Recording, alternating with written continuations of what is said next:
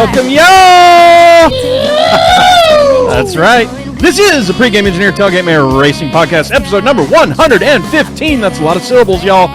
Thursday, October 5th, 2017. That's today, and I'm Tailgate Mayor Rusty Wallace. I'm joined in the PETM Podcast studio with Pregame Engineer Andrew Sherwin. What's up, dude? Hey, man. I'm glad to be back. Yep. I like being here. I'm again at a loss for words. I had a couple of shows where I was good. Now I'm back to being stupid. I'm like, keep going, Sherwin. Yeah. Whatever. I was tripped a little bit. Now I'm back up. Well, y'all, the PETM Podcast is sponsored by you. That's right. You go to patreon.com/PETM. Join the What You Drinking Club for as little as $1 a month. Get that free koozie. Best part is every cent in 2017, we're donating to sponsoring drivers. So join the PETM Posse today and be a part of the sport you love. This week's show is brought to you by our official sponsors at the $5 and up per month level. That's Catherine Kingston, Ashley Stang, Harry Balzania, Mark Wiley, Craig Smulders, Lori Sutton, Mick Rose, Robert Keppingler, Tony Salt, Colby McClam, Eric Kepner, Ryan Keeper, Marion LeBest, Patrick Cleary, Aaron Bearden, Jeff Brown, Chad Sterling. Let's do this. Let's get going. Man, cheers. Let's get going. That well, I got to fade this out, so I got to two-hand this thing. CJ probably thinks we hung up on him at this point. Yeah, CJ, you all good? I'm here, and before we get started, when I went back and listened to episode 112 that I was on because I am just that vain. I heard that song, and actually I didn't get to hear it clearly the first time I was on. What is that song? I need a story with that. Yes, you do. So that song was co-written and sang by Sidney Lett, who was formerly of Iowa, moved to Nashville to be a country music star, now is in the Mooresville area, and gave us permission to use that song. I'm not even sure how I linked up with her. I knew she was friends with Matt Weaver and some other folks in the racing community that we have contact with. And we just kind of invited her on the show, and she said, look, I got this really cool NASCAR song. You guys can sample it for when I'm on the show. And we're like, that's awesome. And so then we sampled it. Is that on iTunes? Like, where can I find that? You can get it. I know for a fact you can get it on SoundCloud. Yeah. She publicly published it on SoundCloud. Yeah, she told us, why don't you use it when I'm on the show? We played it the one time, and we went, oh, my gosh. I'm getting goosebumps. I get goosebumps for everything, I guess. But we asked her after that. We were like, what's it going to take for us to just license that song? And through this and that and a few little dramatic pieces here and there, we had to stop using it for a while. But then she came on again. Blanket just said, hey, y'all just use it. So huge shout-out to Sidney Lett. And that song is just B.A. It's dynamite. Yeah, it'll get you pumped up. I'm going to be driving to the racetrack in the morning. I need to blare that as I'm going down to souvenir tents. I'm sure it'll get some people pumped up. So. Hell yeah, have the windows down, jack it up, and get them to ask you who sang it. Well, we had absolutely. We had her on, and we were talking about the song. I was just going, I know all the track names. If you make me do it in an hour, I'll probably get those few that I forgot. But to put those together and have a beat to it and rhyme them together, I wouldn't even know to Talladega, Sonoma, rhyming those two together in a song. Holy cow! What a You don't actually realize until you hear that song though how many NASCAR track titles end in the letter A. You're like, wow, they do actually. Yeah. Yeah, that's right. And the really cool backstory on this, and we really ought to have Sydney back on again to tell it. Is it was kind of like, I don't know, it was her producer or her record person or whoever was kind of like, all right, we want y'all to write a NASCAR song, ready, set, go. And it was like her and two other writers. And she's like, we had this song written in like 15, 20 minutes. Like it just piled together. Just poured out. Yeah, fantastic. So, y'all, if you don't know who we're sitting here talking to, returning guest and the social media producer for NASCAR on Fox. You can find him on Twitter at CJ Walliver. It's Mr. CJ Walliver. Already been talking with him about Sidney Lett and the song and pre-show and all kinds of stuff we've been doing. So, CJ, thanks for coming back on. I know this is the shortest time for a returning guest. You were on PETM 112. It's PETM 115. We figure, why not roll the dice, do it again, make it happen. I believe your shortest number of episodes, but maybe not shortest time. I don't know. Maybe. Good point. It's been about 6 or 7 weeks, I think. Yeah. We had a damn near had to take a month off because of some weird stuff that went on.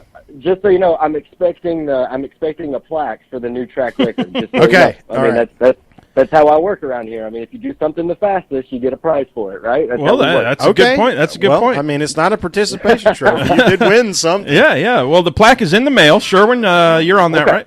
All right. You know what? I've got 2 plaques in mine I can send you if you just give me a good mailing address. I'll be there in about 6 days. It works for me. Yeah. Well, CJ, tell the folks what you're up to. What's going on, man?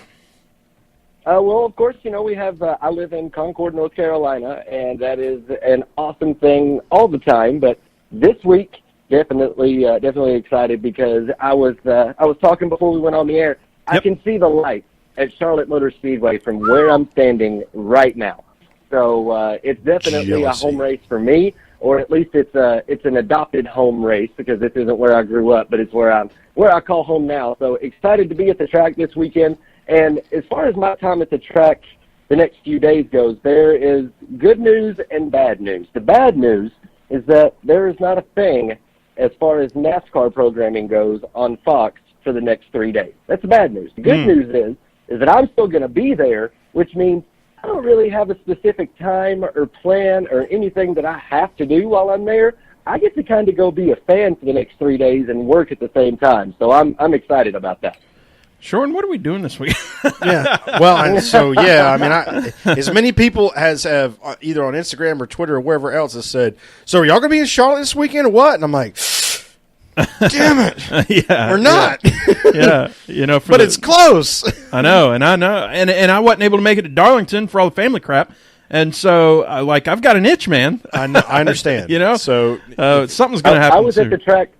I was at the track for Bristol. That was my most recent track trip. But here's the thing: I'm going to be there tomorrow. I'm working all day for Fox. But what I can do is, you guys just make sure you keep your Twitter app open, and I'll send you some content so that you guys can post it on the official podcast Twitter handle. That way you can get some stuff out, and we'll just pretend like you guys are there. Roger that. That sounds good to me. I'm on. Fake it till you make it. Fake it till you make it. Be your reporter That's in the the NFL, field. right? Yeah. Sherwin, I love the shirt, by the way. Good pull. The Coke 600 shirt I there. knew we had it. Yeah. That was from the largest tweet up ever or whatever that was. Oh, yeah, that I was should kind show of them a the back. ish show, but it was fun to do. Yeah, I made history. 2014. Are you kidding me? That was 3.5 years ago. I'm getting old. Yeah, again. it happens. Yep. I had to actually go back and look at that stupid nerdy spreadsheet I created for how many races we've been to. Oh yeah, to remember. I'm glad that you have that spreadsheet deal. It's getting pretty crazy. Guess where? You know where we're at? Where? Well, but I guess I'm counting me, and I went to some that you didn't go to. But 52. Wow. 52 different weekends. Not all of those are Cup races. Weekends. That's a year's worth of racing that we've been to. That's right. That's amazing. I love it. Well, before we go any further, CJ, what you drinking on today? And I'm going to be honest with you. I thought about how to answer this question before we got on the air. Got a little bit of an early start tomorrow as far as stuff that I've got to get going for Charlotte Motor Speedway. So unfortunately, I'm going to have to be the designated driver for this podcast. So I got to get to bed. I got to get to bed quick whenever we get off the air here. So tonight I'm going to be the clear-headed one tonight. All right. 10-4. I thought unfortunately. I thought you might troll us there and go, well, I got to be hard liquor. I'm drinking hard liquor. A pint of neat Jack Daniels. It's all good, man. Loving it. Sherwin, what are we drinking on? Okay, so I've been on this kick of wherever we're going to go racing. I said I love it. That's the thing. I'm going to get awesome. Something. Well, at least from the state. I'm going to get bitched at because this isn't a Charlotte beer. But it is a North Carolina local, even though Oscar Blues is a Denver original. They are now have a satellite location in Brevard. So we are drinking the Penner Throwback IBA dressed in this gorgeous white and old gold can. Well, bringing Georgia Tech to mind there. Yeah, when Sherwin pulled that out and said, look at this white and gold can. And, I mean, of course, we're Georgia Tech fans. So that was, that's the pinnacle of good can design right there. So good deal. Well, since we got our drinks, and we've already talked about that stuff, we got to, unfortunately, a few we have a couple of notes. Yeah, we gotta bring the sober moment while we're still sober. We had a few passings this week. I'll go hats off right here and drinks up. Mr. Robert Yates lost him this week.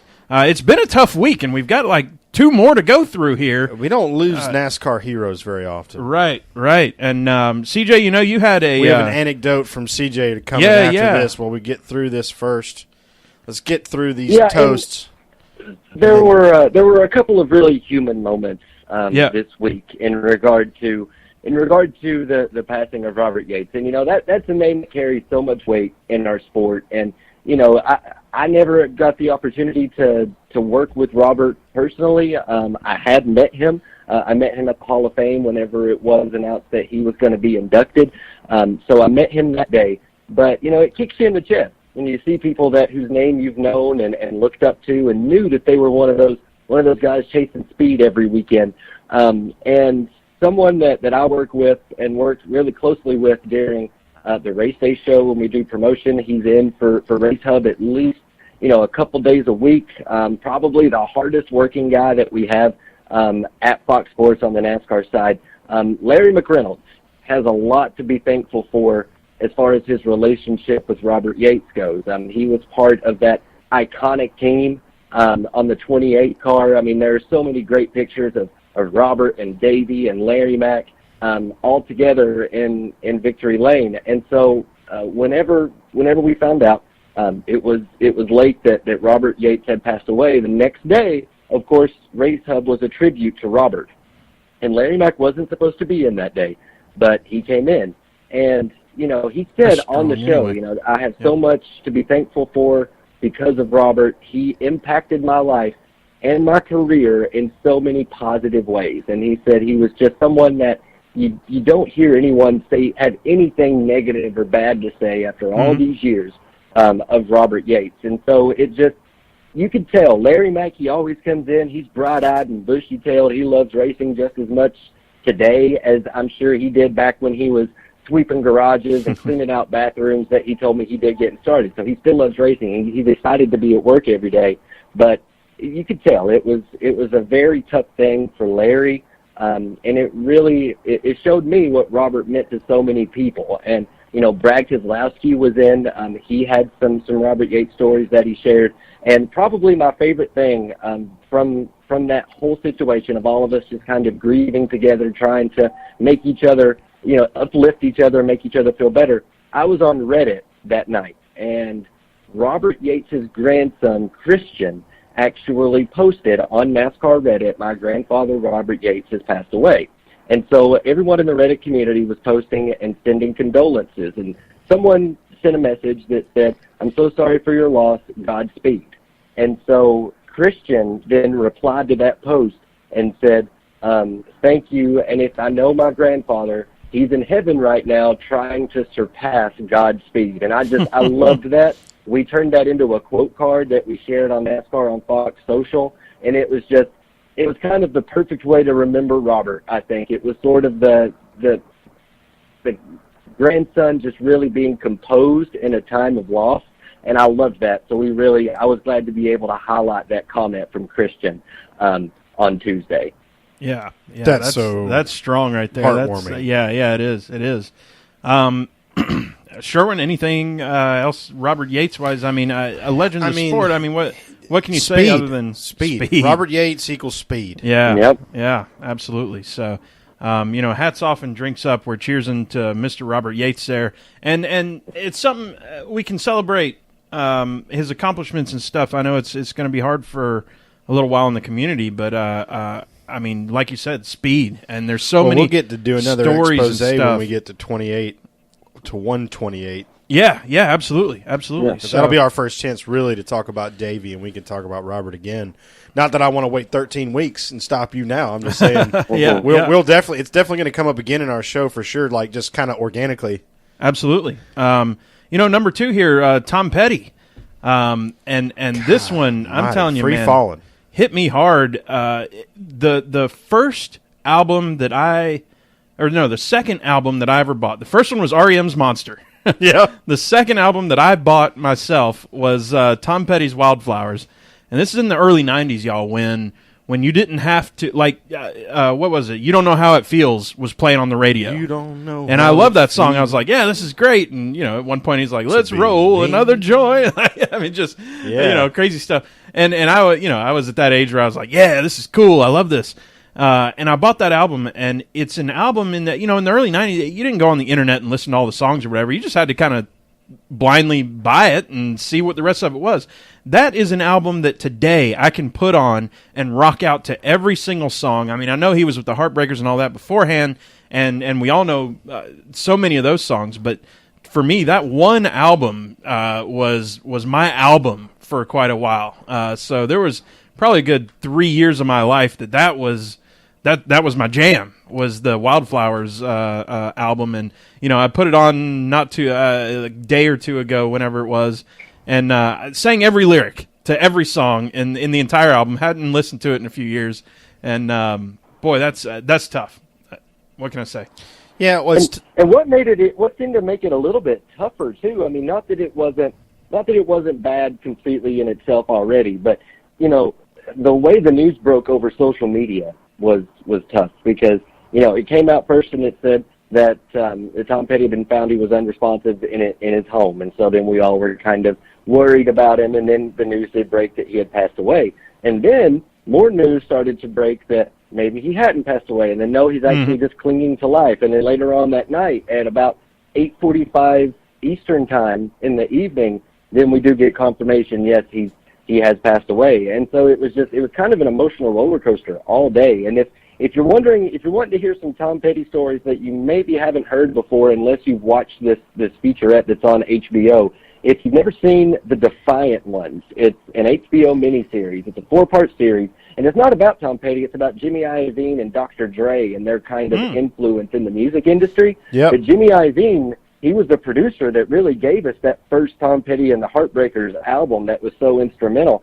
And so Tom Petty is a part of this story, and he's featured in the little miniseries documentary. So if you haven't watched the Defiant Ones on HBO, steal somebody's password and figure out how to watch that, because it's really great. Well, so there's a lot of irony in you saying that, because I just saw that advertised somewhere else, and I've got HBO on demand. So that's in the queue. Make time to watch that. I'm definitely going to watch it. I got sidetracked by another thing I'll talk about towards the end of the show. But no, that's great. I think the thing that sucks is, and this is absolutely, don't want to belittle anybody that loves Robert Yates to this crowd, but we knew he was sick. We knew he was struggling. Yeah. You could see it on his face when he would show up for events. I mean, Danica representing the quality care car, the car that Dale Jarrett drove at Southern 500, kind of lets you know that, okay, wow, we're, I don't know. I mean, I'm not forecasting any ill will, but, we might be coming shorter to the end the way Robert looked. With Tom, he did a show 2 days before or the night before. Yeah. And then just dropped dead, basically. So that sucks. That all said, that's kind of how I want to go. True. I mean, you'd rather. For sure. Let's be healthy. From a selfish perspective. Exactly. Yeah. Exactly. Let me just go that way. What was that, CJ? The main thing, too, that it reminds you, though, I mean, and this is a racing podcast, and we get on here and we talk about cars going in fast circles, and we talk about rock and roll, and we have a drink and we have a good time. But, at the end of the day, you never know which day might be your last. This is your only chance, your only life to live. Make the most of it every single day. If you got something you want to do, don't keep putting it off, because you might not have the next 30, 40, 50 years you're expecting. So make stuff happen today. Absolutely. Yep. And so with that, here's the hard part about this whole week of suck, is that I feel like the last two people we've talked about, we can celebrate their lives and celebrate their contributions and stuff. And then we have this whole Vegas thing, man. I mean, I don't know what to say. It's. I don't want to say a whole lot other than I want to express condolences to their families. Yeah. And it's weird when we know so many people now. My parents lived in Vegas for a bit. They know a lot of people over there. My sister lived there. She knows a bunch of people. Hell, Tommy Joe. We were talking with him a little bit. Many-time guest. I mean, shoot, he lives in Vegas now. Right. And so the people affected and the people that are close to that, you feel this closeness and stuff that, once, if I'm if I'm just kind of in my own hole or whatever, and I don't know anybody around Vegas and never been to Vegas or whatever. But also, I mean, I don't know. Little known fact about Rusty, I love Vegas. I love going to Vegas. I go to Vegas every year or so. I freaking love it. And I'm not a huge gambler necessarily, but that place is just so cool to me. I and go to old Vegas. So much to do there. Me and Sherwin been to Vegas, and boy, we had us a time. And went to a country music concert while we were in Vegas. So I mean, it's just that stuff that hits home, and boy, I don't, you don't know what to say. CJ, was that? Well, we were just there. I mean, yeah, we raced there. We raced there Saturday night, and all of this happened Sunday night. And not that it's any better or any worse or anything like that. That because everyone that was affected and injured and killed by this, they all had families, they all had friends. But I had a lot of friends in Vegas, and Jordan Anderson, truck series driver, a part-time Xfinity series driver. He was right there in the middle of it when all this happened. He wasn't actually at the concert. He was around the street corner whenever it happened and saw the commotion and people start running. So I sent Jordan a text message because I knew he was there. I had some PR friends that were still in the city because, it was a country music festival right after a NASCAR race. When I saw this news break, I'm thinking to myself, I probably have a lot of friends that are there. And thankfully, no one in the NASCAR community directly was injured. We did have someone that was the daughter of someone that was involved with Auto Club Speedway that was actually one of the victims. So I mean, this hit so close to home. It's a terrible tragedy, and just my thoughts go out to all the families and all the victims and their families. Yeah, and Vegas being such a hot spot for everybody to go to for different reasons: racing, country music, and then the 10 million other things. I mean, everybody has some sort of attachment here. So. Brittany. Yeah, absolutely. Garth. Across it. So, I mean, what can I do other than, hats off and drinks up and, our sincerest condolences and all that. So, cheers, Sherwin. With that, let's... is this a NASCAR podcast? This is a NASCAR podcast. Let's talk some racing. Yeah. Let's talk some racing. Let's do something. It is episode number 115. Let's talk about car number 15. Sherwin, guess who has the most wins in car number 15? We've mentioned his name probably every third car. Well, I had the benefit of previewing your notes, so I'll just let you say it. Bobby Allison. I mean, of course, Bobby Allison. 84 wins. Or 14 wins in 92 races in the 15. Yeah, I mean, overall, I've raced several different cars. That winning percentage is pretty damn good. 14 out of 92. Yep. Here's one that surprised me, and it surprised me twice already, and it surprised me again. Dale Earnhardt has 3 wins in the 15. You know what? So right after he left Rod Osterlund, maybe when he was still with Rod Osterlund, Ricky Rudd came on. They started a second car, and Ricky actually took the 2 away from Earnhardt. Not that he snatched it from him. That's just the way they decided to number the cars. And then when he went with Childress, he switched to the 3. But I knew he had raced the 15. I did not know how many times he had won. Right. Yeah, he had Wrangler numbers. I mean, he had Wrangler colors on the 15. I'm pretty sure. Oh yeah, it was cool. Definitely that blue and yellow. Yep.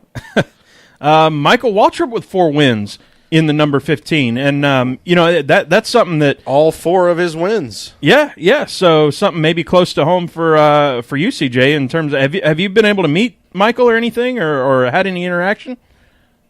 Oh yeah, absolutely. He comes in for Race Hub. He typically does a couple a month. He'll come in whenever we have a big truck series race. He'll come in whenever we have a big FS1 event because Mikey is really involved with a lot of our live coverage on FS1. So he'll come in and he'll stream with Daryl and the rest of the digital team. And Mikey, he's just Mikey.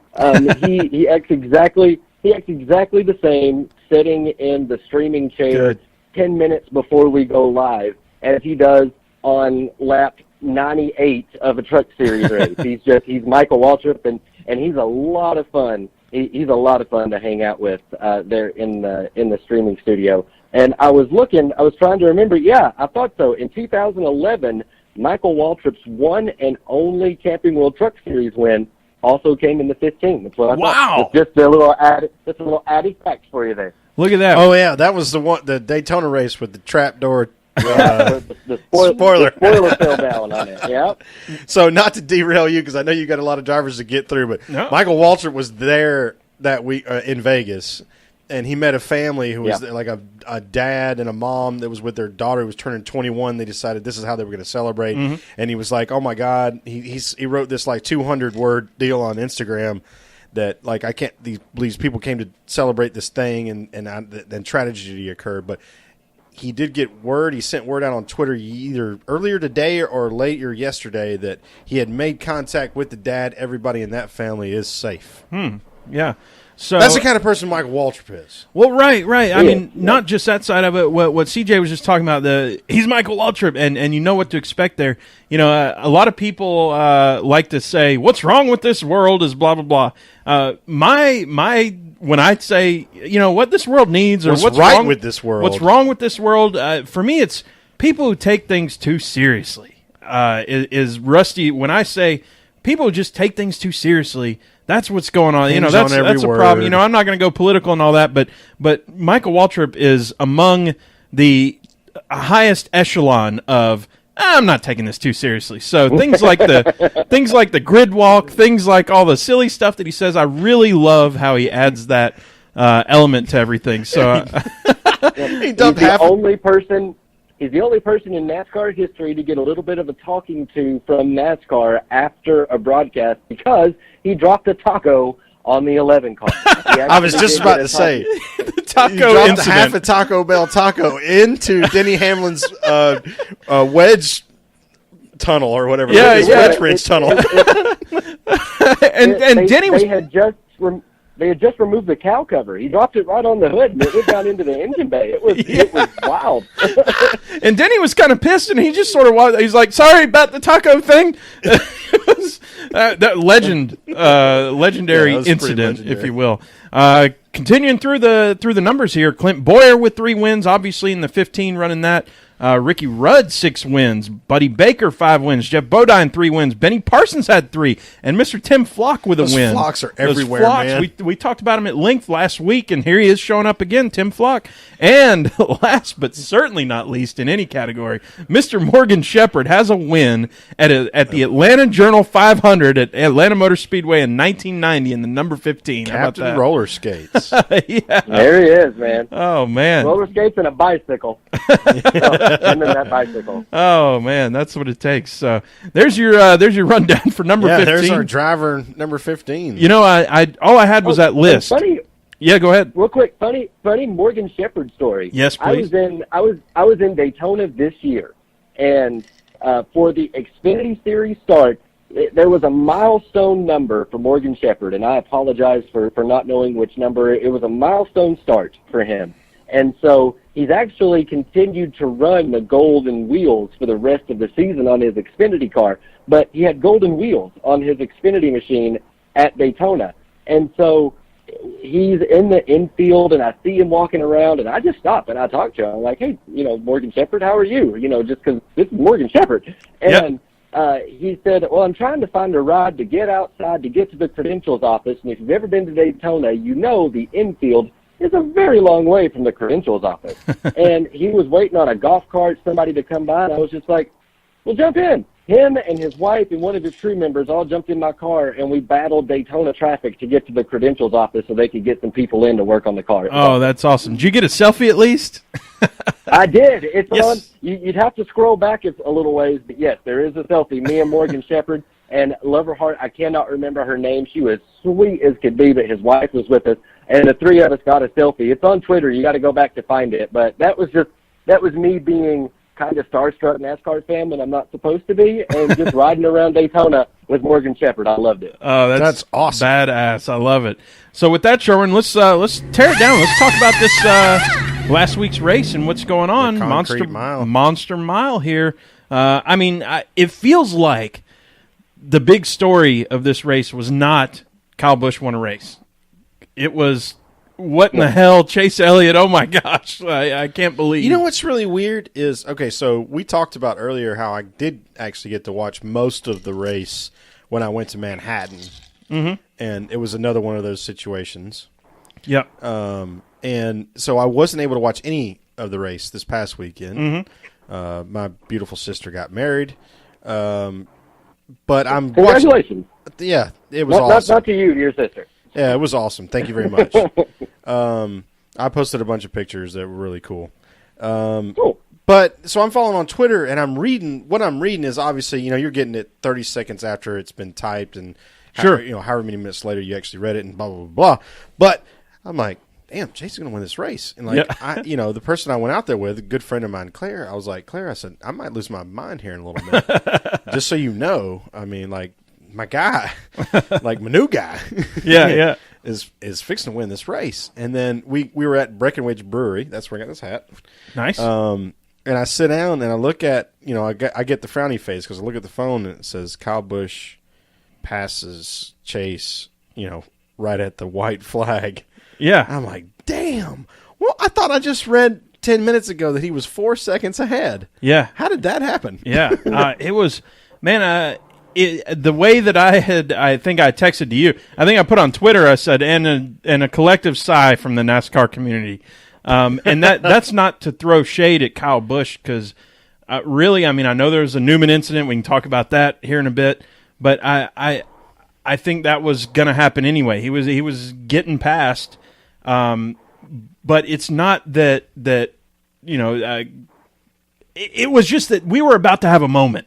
We were fixing to have us a moment, and the siren was fixing to go off. And instead of the moment, we had a Kyle Busch win at a track, and it was just, and it's not that I hate Kyle in this instance or whatever. It's no shade to Kyle or his fans or anybody. It's just you're right. It was an epic moment waiting to happen. Yeah. Do you know what this reminded me of, though? When was the last time that we were talking about a veteran battling a young gun, and maybe the young gun gave it away at Dover? Matt Kenseth versus Kyle Larson in 2016 at Dover. Yep. And yep, so you're right. We were all bummed out, right? We were all just like, Kyle Larson had his chance. He didn't race him aggressive enough. There were some people that said that Larson should have bumped him, should have gotten into him, but he didn't. He raced him well, he raced him clean, and he raced him competitively. And then, a few weeks down the road, we see Kyle Larson get that win, and he took off, and he hasn't looked back since. And this weekend excited me more for Chase Elliott than any other weekend has so far. Yeah, he had a good run in the duels for the All-Star race a couple years ago. He's battled, he's been there, but I saw in him exactly what we saw in Larson with that battle with Matt Kenseth. And this kid, that we didn't get the win this weekend, but we get to keep looking forward to it because that win is going to happen. Yeah, well, see, I think about what was it at Richmond when Casey Kane was a rookie and he lost at the stripe to Kenseth, I believe. Like, those are the things that are going through my head as a fan because I pay eminently too much attention to that, or intimately too much attention. And we're looking at all these stats like, Bill had 8 top 5s and 21 – or no, he had 8 second-place finishes and 21 top 5s before he won. Chase has got 18 top 5s and 5 second places. Yeah. And I'm like, in my head, I'm thinking, Casey Kane had 5 top 5s his rookie year. Yeah. And didn't win a race until the next year. He won one at the Spring Richmond, and then he didn't win again until 2006, but he won 6 times that year and arguably should have won 8, depending on how you look at it. You guys want to hear why? I'm glad Chase Elliott didn't win this weekend? Please, sure, go ahead. You want my hot take? Yes, hot takes. I'm excited to see him in victory lane for the first time in the 9 and qualify for the playoffs. And qualify for the playoffs. I want that first win to be in that 9 car, his dad's number, and whenever he gets that first win, it puts him in the postseason. Maybe that's dumb, but we're going to get to see all of those Chase Elliott stats line up in that 9 car, and I'm excited about that. So I don't think that's dumb at all. And actually, so I was going back and forth a little bit on the Twitter, even right before getting in the car to come down here. Because I'm kind of with you. Like, I want Chase to go ahead and get his first win out of the way. Mm-hmm. But I feel you on that. Like, and I think one of our buddies online, I can't remember exactly which one, I think it was Mark, said that, he wasn't super thrilled about the William Byron 24 car looking exactly like Jeff Gordon's car. Maybe the flames are a little bit more intricate than they used to be. And I said, I bet we're going to see that car change color or change shape or whatever you want to call it after William wins, because The 24 didn't have any history before Jeff Gordon came along. So really that's still Jeff Gordon's car. And to your point, CJ, I think that's why I have to go ahead and agree with you on some part that I would love to see Chase's entire racing history be in the 9. Yeah. Not that his dad's Right. was, but just And because I of how think cool that you know, would be. it'd be neat to add to the 24 car legacy. And I mean, he's going to do that anyway. It's not like he's had a terrible season. I mean, and he did qualify for the playoffs, you know, but he did get in, of course, in points. But you know, with Chase, I'm just excited to be able to see him and that number 9. Like, so when the siren goes off in Dawsonville, it'll be because the 9 is in victory lane, and that's going to be amazing. I'm so excited about that. Yeah, I wouldn't hate the fact that he won in 24, but I also would like to say I think we're all on that same page there. Well, I mean, sure. Selfishly, we want that to happen in the second race of the year at Atlanta Motor Speedway while we're there in the crowd. Yeah. Well, there's that too. Yeah, yeah. So and I'll be there for that one too, so we can all just kind of get together and just do the fist bump. Like, see, hell yeah, we told you about that. I do think it'll be neat. Oh, and by the way, we did ask our followers on NASCAR on Fox Social, would they rather see Chase Elliott win for the first time in the 24 or the 9? And overwhelmingly, the NASCAR on Fox followers voted the 9. Well, so I think this is a great tie-in, and as fast as we circled back up to come talk to you again, CJ, is what we were announcing then when you were on last was that they had announced that Chase was going to switch to the 9. yeah. And that was a big deal because, like, once you know that that's a real possibility, it's easy to see how that vote would go. We want to see Chase win in the 9. And I have to correct myself real quick. I realized I said a dumb thing. I said that Chase was in the playoffs, and he obviously isn't. For some reason, I confused him and Casey Kane. I'm stupid. I'm sorry. You're all good. Sorry about that. I mean, I wanted to correct myself real quick. Well, he's safely in. Yeah, he's definitely in. Yeah, he's still in. Oh, that's right. Yep. Yeah, he made it on points. Okay. I am really messing up. I got on my thing and was looking for the 9. I don't know what. Okay, so I didn't need to correct myself. I need to correct my correction. Correction. So we'll just change your name to Sherwin. Wow. I'll be CJ. Wow. Yeah. I'm sorry. I thought he was, and then I looked at my list, and I got caught up in the 9 and was looking for it. And I was like, live shows. I'm sorry. That was stupid. It's all good. No, this is why we do it this way, because the screw-ups are just as fun as this is the place. This is the place to have the mess-ups, and then you can go be professional somewhere else. Yeah, right.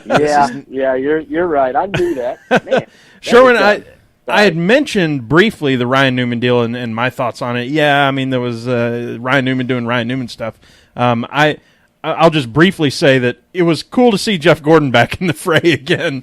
Whatever, talking a little spit. Yeah, talking a little spit, spitting a little fire over to Ryan Newman. I don't even. And then in this case, it's funny as I'll give Newman some crap. I'm known to do that. And apologies to Newman fans. There is certainly some value as a fan of Newman and knowing that he's the hardest car to pass. Sure. In this case, I don't think that's the reason why Chase didn't win. I think they could have done some other things maybe, or maybe they just couldn't, and this is the way it ended up. But I thought it was great for Jeff to get off that box and talk a little. And then it comes out, like, just 2 days later that Jeff's already thinking about quitting the booth because he's going to have, he's going to be Rick Hendrick. He's getting the when bug. Rick Hendrick retires. That's a good point. I mean, that's all of the vibes are in the air. Like, the face of Hendrick Motorsports is going to be Jeff Gordon. Interesting. CJ? Well, I love the fact that Ryan Newman's not the kind of guy that you can walk by and say something under your breath and he's just going to let it go. That cracked me up. But I also love the fact that Jeff is he's still a competitor, and you're never going to kill that, and it's never going to go away. I mean, how many times have we seen, like DW cheering on Mikey? How many times, we saw Ned Jarrett cheering on Dale? It's just, it's one of those things that you get caught up. You have connections to these cars, whether it be a family connection or a legacy connection. And I don't know what Jeff's future holds. We love him as a part of NASCAR on Fox. He's really brought a lot to our team. He's brought a new catchphrase. Look at this! Everybody loves it, and we love Jeff Gordon. So he absolutely has a lot of options for things that he can do in NASCAR, and anywhere he goes, he will make wherever he is better. And so we all knew he was never going to leave Hendrick Motorsports. He's still just as big a part of Hendrick now as he was before. The only difference is that he's not actually turning wheels and shifting gears. So hopefully, I hope just personally that Jeff's still around for a few years and that he can build on what he's already started with us in the booth. But if he goes on and continues his career in a bigger light with Hendrick Motorsports, then I can't really blame him for that. That's all he's ever known. That's all he's ever done. So that's something that he's good at and he's passionate about. And we do have quite a few drivers coming up that I think would be a good fit in the booth as well. So it's I hope Jeff's around, but I can't speak to whether or not he definitely will be. Well, sure. I love him in the booth. So I do too. Yeah. He's so been great. I mean, be there as long as possible. Absolutely. Yeah. So I'll throw it back on, and Rusty's like, I got to get this thing going, but I got to say this. It's all good. So speaking of another Hendrick Motorsports driver who's stepping away and going to move into a different role, probably still affiliated with Hendrick, and also doing the TV, commented on Jeff saying whatever it was to Newman and talking about, well, Newman's a big tough guy in the garage, and you might get your butt whipped and blah blah blah. He's like, why? If what I got to say is important, I ain't scared to toe the ass whipping. Yeah. Like, if what I need to say needs to be said and I get beat up, that's all right. Yeah. yeah. That's all good. Interestingly, speaking more of Hendrick, I saw Dale Jr.'s comments saying, I would have done what Newman did. Yeah. Oh, well. Yeah, I mean, it was same same guy. Yeah. The whole point being that it was cool to see Jeff Gordon back in the fray, I guess is where I'm at with it. So, for sure. Yeah. But the thing is, too, though, is I don't really blame either of them for anything that they said or the way they reacted. Yes. It was an emotional situation. You're hoping that Chase gets in. Ryan's fighting for his spot to race for a championship. Every inch of real estate counts at that part of the race. You want to stay on the lead lap. I don't blame either of them. It was just a very emotional situation for both guys, but neither, I think, was really in the wrong. And it's passion, and that's what we want to see here. Passion on both sides. Absolutely. And that's what's going to keep the fans coming back. So at the end of this race, I don't think there was any big surprises in terms of playoffs here. Newman out, Dillon out, Casey Kane. No secret here that we're fans, but we all saw this coming.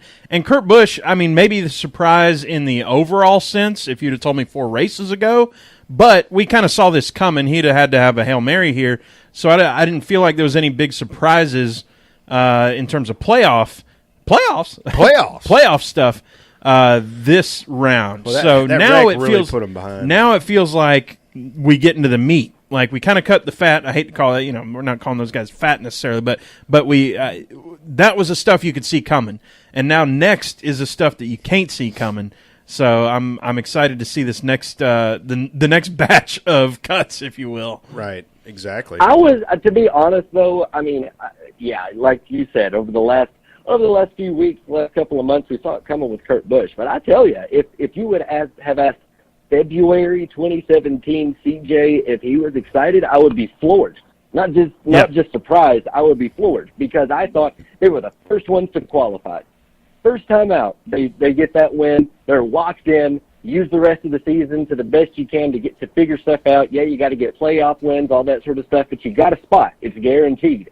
I really thought they were going to tackle this season a lot better than they did, and I hate to see it come to an end because I thought that Daytona 500 win would project them to some big stuff this year. That's a good point. That's a good point in that if you're going to win that Daytona 500, I agree. You ought to make it through the first round of the playoffs then. You've got all season to do it. So I like that point. That's very fair. I think what I would say is changing manufacturers has a significant impact on performance. And we can talk about it one way or the other. Just look at what Kevin Harvick was before and what he was this year.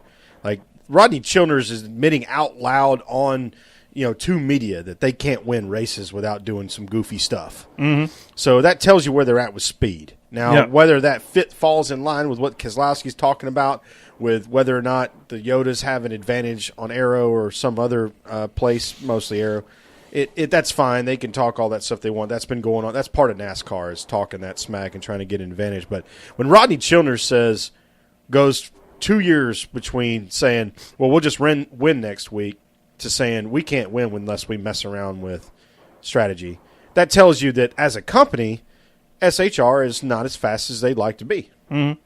Yeah. Yeah, and what I thought was so strange is that, we go to Phoenix. I mean, I realize I'm talking about some long dates ago. So many things can change since, the fourth race of the season. But we go to Phoenix, and Kevin Harvick finishes sixth. You know what I mean? That's 5 spots behind where Kevin Harvick always finishes at Phoenix. He won 6 or 7 races there? That was the first sign to me that, Kevin Harvick went to Phoenix, and he wasn't, he was competitive. The 4 car's always somewhat competitive, but he didn't just go and absolutely set it on them in Arizona. So, I mean, that's always kind of been his saving grace to make it to Homestead. If he can stay alive until then, these guys are going to have to figure some stuff out, because they are missing some speed right now. And I mean, I know that's not any big, hot, dramatic take, but I just still think that it's incredible how much they've fallen off. But they'll get it figured out. I really do. I think next season they're going to go back to the drawing board over the off season. They won't win the championship this year. It's just not going to happen. But they'll recalculate some stuff, and we'll see a stronger Stewart-Haas Racing next year, I believe. Well, I think Ford as a whole is going to be better next year, but I mean, they're basically already saying we have to win at Phoenix to make it to Homestead, and that feels like a really honest, that's fair opinion. Yeah, and that's it's very fair. Yeah. It's a fair assessment both internally and externally. Mm-hmm. So, and they can do it. I mean, they've got a notebook that basically has Phoenix's middle name in it, but it's just a matter of can their machinery match their notebooks. That's the only thing. Absolutely. Let's move on to some questions. We got a few questions from the PETM posse here. Andrew Kansian, thanks again, Andrew, for continuing to send in your questions. Kansian. I screwed you up. Okay, yeah, you messed me up then. At KHAN. Are they asking how I'm the only sober one tonight, and I was the one that forgot Chase Elliott was in the playoffs? Are they asking that question? CJ, who you calling drunk, CJ? Now listen here. Yeah, you listen to me. I just feel stupid. Hey. Yeah. At KHANTZIAN, he says, "What do y'all think of Brian Francis' comments today?" And I broke this question down. And went in and actually quoted him here, and I would say there's one thing that I'm a little not so easy on, and one thing that I totally agree with him on. The one I'm not so easy on regarding the health of the sport, he said I wouldn't worry about that for 1 minute if I were a fan, because it just works itself out. And he goes on to talk about, we're doing this, we're doing that, and the question was posed, in terms of there's a sponsorship stuff going on, there's blah, blah, blah, blah, and he just said, if I'm a fan, I wouldn't worry about that for 1 minute. CJ, what do you think? Well, I think what's happening in NASCAR right now has been coming for a while, and I don't think there was really anything that could be done to keep it from happening, because we're seeing this huge influx right now of young, new talent coming in and taking these rides of drivers and cars that people have associated with one name or one team for decades. Yep. And so the changing of the guard was going to happen, and it's happening so fast right now. I mean, we lose Jeff Gordon, we lose Tony Stewart, we're losing Dale Earnhardt Jr., Greg Biffle is gone. We don't know where Matt Kenseth's going to be this year. We could lose Danica. We've got a lot of people looking for rides right now, and we've got Alex Bowman. We've got William Byron. We've got Chase Elliott. We've got all these young guys coming up. Eric Jones going to one of the 4 rides at Joe Gibbs Racing. It was going to happen. And so there is an influx right now, I believe, of people that are searching for new drivers to pull for. I think once Chase Elliott gets to victory lane, some fans are going to latch on to him. But the main thing is that people these days are watching from home on their laptops, on their phones, on Fox Sports Go, where they can ride along with one driver the entire race. Going to the racetrack is not as important as it used to be, and I will say that over and over and over again. I'm a guy that works in digital. I feel like we have done a very good job with what we do. We cover the sport in so many angles. Better than any sport, by the way. Better than any sport. Yeah, you can watch every lap of practice. You can watch every lap of qualifying. Sometimes you can ride along on Twitter and your TV and a leaderboard on 4 or 5 different screens. Sitting in your couch and watching a race sometimes is a better experience than actually doing it in the grandstands. And so people see these empty grandstands and they think that our sport is sick. Did anybody watch the Rams game? No. No, it's the right answer. LA Rams? There was 11 people in the Coliseum. Yeah. Exactly. So, I mean, there's a difference between a sport being in trouble and a sport having at-venue attendance being down. That is across the board on every live sport. It's, even the world's most popular sport right now, soccer, yeah, they can fill up stadiums, but it's not the numbers that they once had back before people could watch on 12 different channels all across the world. So I think that there's a lot of influx right now of sponsorship moving around. The sponsors will come back. The sponsors, we've got a lot that are still there. We've still got a lot of companies that are pumping money in. I don't always agree with everything Brian France said, but no, I wouldn't worry about it. I really wouldn't. For me, it's the way he said it. He was saying it's cyclical. It goes up, it goes down, etc., and it just works itself out in the end. Here's my thing. I think the fact that the fans get vocal, and he says worry, I don't think it's worry as much as the fans get involved and they get vocal and they tell NASCAR what they think about things, and NASCAR listens, and it's that back and forth, and it's that relationship with the fans that makes it a better sport. So to me, it's not that he says I wouldn't worry about that. I would worry about it in terms of in a positive way. Let's worry about it and make it better. And make something happen. I think if the fans just become disconnected in terms of that communication line, that's when the sport starts taking a downturn. But if you keep that communication line up and you keep working on that, I think that worry is the thing that turns out is the reason that it works itself out, I guess. So it's kind of what is it called, begging the question a little bit that Brian France does there. The thing is, it's impossible to turn off that line of communication. There's this little blue bird that lives in our phones that makes sure that everyone at every level of every facet of NASCAR knows exactly what some of the fans think. Now, I don't think a lot of fans, if they see something they like, they're sitting on their couch and they think, that was cool, I liked that. They're not going to immediately take to Twitter. They see something, that was dumb, I hated that. They're going to immediately go to Twitter. So we see a lot of the negative mentions because that's what, as a human species, we do more than positive. But, that line of communication, it's there to stay. Social media has changed the game with fan input. So I think that we can always kind of get a gauge of what a portion of the fans are thinking. I don't think the majority of fans are the ones that are on there complaining every single week about the sport dying. I think that's the more vocal negative ones. But the good thing is I know NASCAR watches social media. I promise you they watch their mentions. So, absolutely. I think we're in agreement there.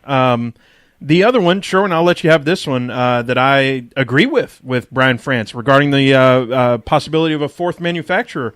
He says there's 2 that have shown a lot of interest and are examining just how you go about it. It's really hard to do. He goes on to explain how the intricacies of that, and he further goes on to say, interestingly, the other car manufacturers are open to that too. They'd like to compete themselves with one another, and they take a lot of pride in that. And I don't have much to say. I totally agree with that, Sherwin. Yeah, I don't think it's any secret that Dodge is one of the 2. I think we could probably debate back and forth whether the second Honda one is Mercury, Pontiac. Yeah, no, I wouldn't say Honda. If I had to guess, I would say it's either Volkswagen, BMW, or Mercedes. But I think this sport needs Dodge to be in it. It really does. Needs is a strong word. I think this sport wants Dodge to be a part of it. They're building such cool cars. It's an international corporation now. It's owned by Fiat, so that's going to piss everybody off, talking about money going here, there, and the other. Over it. We've talked ad nauseum about Toyotas being built by Americans, so we're going to leave that alone. But yeah, I think Dodge. We got into this sport Dude, I drive a Dodge truck because of NASCAR. Right. I mean, So, not solely, but that's where I looked first. But they had the best offering. Right now, Ram is kicking everybody's ass in civilian trucks. Mm-hmm. Dodge is putting out a great lineup of muscle car sedans and pony cars. Mm-hmm. We need that brand in NASCAR. We need Dodge and Mopar in NASCAR. Yeah, CJ, talk to us. I think Dodge in NASCAR gives people a new identity to be able to latch on to. Yes. Because think about the last time, and not that I love Toyota. I do. I think they have been a great thing for the sport. They have really taken a lot of the stuff in the shop to another level.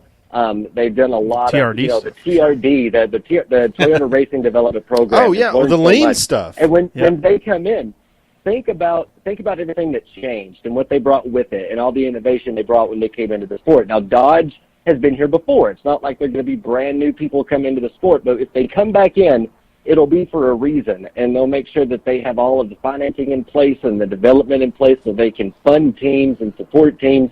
I really would like to see Dodge come back in the sport, but to be honest, if I had to pick between Dodge and BMW, I'm going to pick BMW because it's a new face coming into the sport for the first time, fresh, and I think that would be a better fit for NASCAR right now because they could start a whole new relationship it's not kind of like getting back together with your ex-girlfriend that you never really got over, to be honest. Well, that's a great point, too, and between Michelin Tire and BMW, they build their stuff only about 40 miles apart on the I-85 corridor between Atlanta and Charlotte.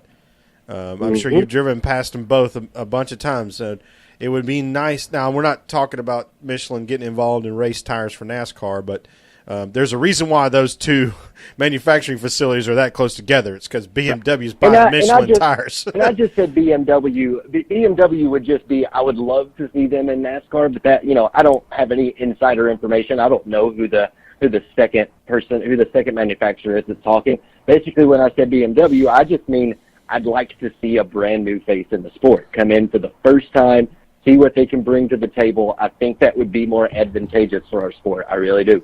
Well, it's certainly a global brand. Well, and that throws a loop in things. To me, it's almost like BMW. Really? Okay, that's very interesting. Okay, So they're not as heavily involved in F1 as Bavarian some of the other Motor Works. Bayern. Right. Yeah. So, that one is intriguing. If you had to pick two, give me Dodge to like solidify. Give me BMW to be that. Yeah, the sexy. How's this going to work? Yeah, they don't have a push rod V8, so let's figure that out. Right. I'm digging it. Moving on, Mick Rose is asking us, and this and it's at GoDucks42_Mick. He asked something. I think this is straight to you, CJ. So we'll give up the floor to you. What is the major reason that some teams are really fun to follow on Twitter, like Roush Fenway, and others are very much more business-like? It's mostly business stuff. Maybe give us a little insider information on the social media side of the race teams. To be completely honest, I think the answer to that is who got lucky with their hiring as far as their digital person goes and how much leeway do they actually give that person on Twitter. Mm-hmm. When you talk about someone like Roush Fenway, they have a social media director that really understands what social media is for, what the point is. And you have to have a voice whenever it comes to Twitter, whenever it comes to Facebook. You have to have a personality that people can latch onto so they can feel like, they're joking around, hanging out. You've got to be able to respond to your fans. There are people that do, or I know there are some race teams that do social media and Twitter because social media and Twitter was included in their sales decks. Mm-hmm. So they told their they told their sponsors, you pay X hundreds of thousands of dollars this weekend, and we'll make sure that we can get X number of Twitter mentions, Y number of retweets, X number of impressions, that sort of thing. So they do it as added value to their teams. And I'm not saying that that that's necessarily the wrong way to go about it, because ultimately these companies, they are businesses. But I do think that once you can have that fun fan engagement, you're a lot more likely to pull for that team and be excited for that team, because you can interact with them and celebrate with them on a digital landscape. So a lot of it has to do with who they have working for them. Did they hire someone that was more business oriented, or did they hire someone that's kind of like an extension of talent? Did they hire someone that their main job is to just be fun on Twitter and to engage with fans, and how much leeway they give them? Because when you have somebody that's as huge a brand in the world as Hendrick Motorsports, when you think about Hendrick, it's not just the 4 race cars that they put on the racetrack. They also have thousands and thousands of dealerships across the country. So there's this huge brand with Hendrick Motorsports that kind of has to be honed in on. They don't want that brand saying something that doesn't go along with what every other facet in the industry says. So Roush Fenway, they can be a little bit more flexible with their messaging and with their personality. So that's just the unfortunate side of it with some of these teams. It is another aspect of their business, not just so much doing it to have fun with fans. Right on. Yeah. I don't have anything to add to that. That's perfect. You know what? Without going into dissertation, I got scalded a little bit today by a guy who used to work for Georgia Tech. His name's Chris Yandel, talking about how adults need to be adult and corporate-y on Twitter, and I was like, why? Because he was talking about Wendy's and this wing spot place that got into this rap battle that was absolutely hilarious. Yeah. And it's like, why can't this be what Twitter is, even at the corporate level? Remember what I said a few minutes ago. The problem with this world and this country, etc., is people taking themselves too seriously. I get no respect. No respect. I love it. So with that, let's start gassing it up. We're going to Charlotte. We've already talked about it a little bit. CJ, you're going to be there. CJ, what are you looking forward to the most at Charlotte? They always have really fun food. Okay, awesome. You sounded OG Marty Smith right there. That was awesome. They got really good food.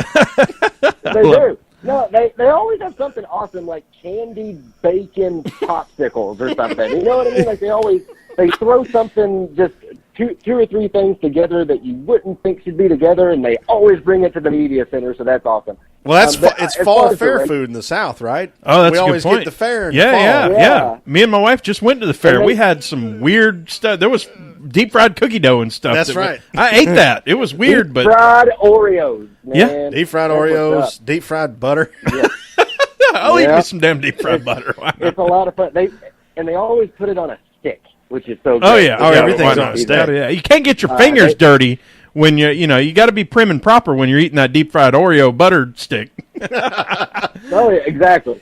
But I'm excited about the Brad Paisley concert. I'm excited about the Tim Doger concert. I'm excited about Trackside Live. If you've never been to Charlotte Motor Speedway, come down, spend you a couple days, go to all the race shops, go to the different museums, the Hall of Fame that we have here. Go uptown, see some of the NASCAR nightlife. It's a lot of fun. Go to Junior Spot. I just lost the name of it off the top of Whiskey River. Whiskey River. But what I'm looking most forward to is seeing Kyle Busch check every active track off his list. Oh, that happens. That's a good call. Yeah, that's a good call. Yep. And that goes back. We started this episode almost by saying I was not excited by a Kyle Busch win. That was just kind of a, but I could get excited about that. To be honest, just to see I bring us that. Full circle, fellas, and none of us will be surprised about anything. Congratulations. Yeah, exactly. And if you go look at his resume, it's like if you throw Richmond out, like he's 2 or 3 wins at every track. He's got it spread everywhere. Yeah, unbelievable. So with that, perfect segue into our picks. Let's let CJ kick us off. Tell us who he's picking this week. Is it going to be Kyle? Is it somebody else? What you got? Well, I'm picking Kyle Busch, hopefully to at least for sure be the biggest storyline whenever we get to Monday, because my favorite thing, other than seeing Kyle Busch write his name in the history books again with another cool stat, my second favorite thing is Kyle Busch getting upset because he did something other than finish first. So that always makes for a fun week in my job. We can make a bunch of videos about him getting upset and I'm not hating on Kyle Busch. I love his passion. I think it's fantastic. Yeah. And I love it when he wins just as much as I love it when he loses, because he is very emotional either way, and it's fantastic. But my pick this weekend, he's going to win 3 of the 4 races in the playoffs so far. Kyle Busch goes back to back to back in victory lane. All right. So you want Kyle Busch in the tails of the bell curve. That's what you want. Yeah. You want Yep. highest to highs, lowest to lows. Yeah. Yep. Sherwin. Well, no, if he doesn't finish first, I want him to finish second by like 3 inches, because then that's when he gets the most mad. That's when it's the most fun. Right, because like Ryan Newman held him up on turn 4, and Chase Elliott passed him for the win. Oh, look out. Sherwin, take us. Number 2, what's the deal? Boy, it's a mile and a half. It's Charlotte. He's led like 785,000 of the last 400 laps there. Who's it going to be? Martin Truex Jr. Attaboy. Both of us taking such shocking picks for this weekend, I tell you. Right? Kind of just got to fall in line, really. Aren't we? I think I'm tripling down here, Sherwin. Well, we got to beat these lap traffic guys. We let them get back in it because we've been trying to pick these fun picks. And these fun I want picks. to win Well, now. so here's the thing. For me, and I'll spill the beans. This is the time for Jimmy Johnson to say, "Hey, you remember me? I'm still here. Oh yeah, he's won, and I'm in this thing." 8 races at Charlotte. Right. And so it's not a surprise pick, and it's not a dark horse by any means.